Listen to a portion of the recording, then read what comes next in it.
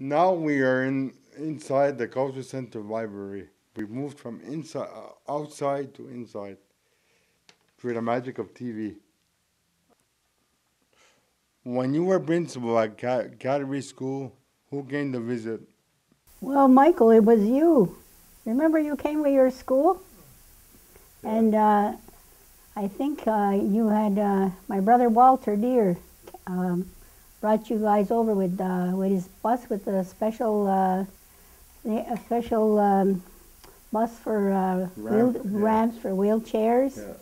And you were able to come to my school because we have finally had an elevator. And I remember you saying that you wanted to come because you always missed not going to school in Ganawage. And that you were always telling the teachers how wonderful Ganawage was, and finally they wanted to see it. So you brought them. And it was a really wonderful day because all the students at Cattery School received all your classmates.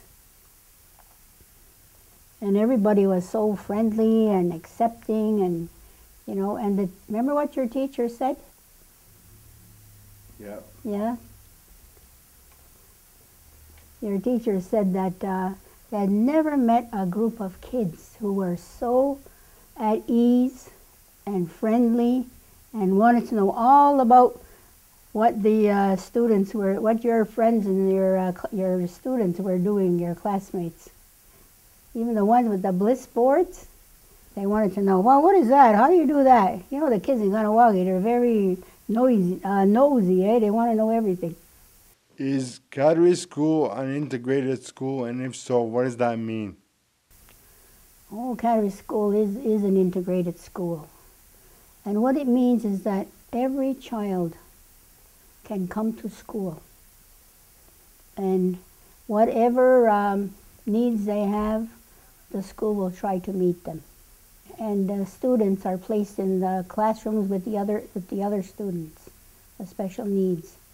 And if there's sometimes they take them out to have their own whatever they need at that time. And we had some teachers there who worked especially with the special needs students. And so they were there with their classmates, with the children of their own age, and they went out to play together at recess. And to me, that's the way it should be. Everybody's a human being, so everybody should be all together. One of the things I have to especially say about Cattery School is that when the special needs students come to the school, the children, we had an autistic boy when I was principal there who didn't speak. So all the children in the whole school wanted to make sure that child would speak to them. So when the children had successes, all the kids were part of it.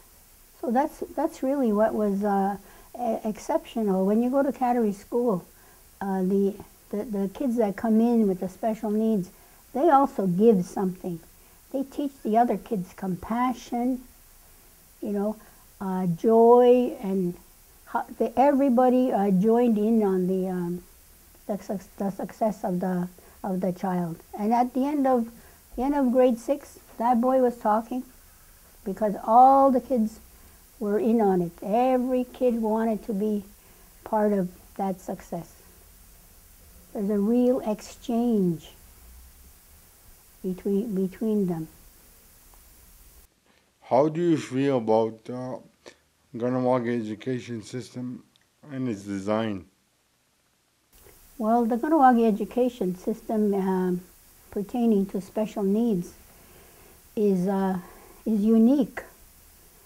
And we have been doing this for like 35 years, whereas the schools in Montreal are just starting. They started maybe about 2-3 years ago. But we've been doing it for 35 years.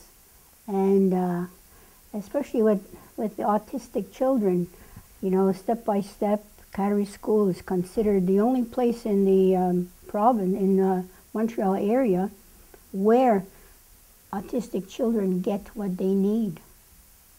Do you feel that there's room for improvement? Oh yes, there's always room for improvement. I am especially thinking of the students that are young people now. You know, that they should be out in the community having a job. You know, a real job where they get paid and they can take care of their own expenses. And I know now they have something for them. They have a place where they go together and all that, but there's a lot of them in there that could be working. You know, they have a lot of skills. Like when they were going to school, I remember one student, wow, was he ever good in computers? You know, he could design things. And then when they finish going to school, it seems like, what is there in the community? So I'd like to put this out to the community. You know, people who have businesses and who have, you know, doing things. Open up your doors to the adults, the young adults, and give them a job so they can have that dignity that is their right. Okay, well, thank you for joining us today. Hopefully you brought some light on this topic. Okay. Well, thank you, Mike, for giving me the opportunity to speak to people about this important subject. We have one more guest today that has come to join us. Welcome to Walk in My World. How do you feel about people with special needs? Okay, wakatari ha. You know, I just come from Aguzasne. Those special needs. You know, I was a special needs child myself. Yeah. And when I tried to go to school, they wouldn't let me. They says you talk too funny. And I was only a kid at that time. And already I was talking like this old lady. So they says you can't come because you're too different.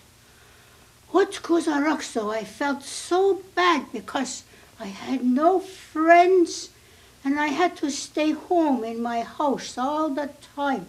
And my mother, she was good to me. She taught me how to make pies. So all day I would make pies, all kinds of pies. And everybody, though, they loved my pie. Oh, so that made me happy a little bit too. But you know what happened? You know what happened, Mike? Well, right now, I started a school for making pies. 'Cause you know what? These young girls, they don't know how to make pies. What good? Nobody teaches them nothing. So, you see, Mike, right now, I'm a big success. Even though I was a special needs. Thank you. Yo.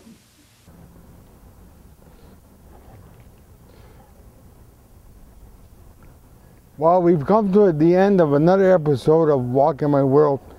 If you have any comments or questions, you can email me at walkinmyworld@yahoo.ca. See you next time. More than 14% of all Canadians have a disability. For Aboriginal First Nation Canadians, there are 33% of people living with disabilities.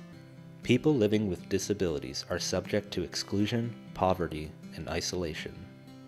There are higher rates of depression, suicide, violence, and abuse for people with disabilities. We know that for Aboriginal Canadians with disabilities, all these rates and percentages are even higher. Statistics according to Independent Living Canada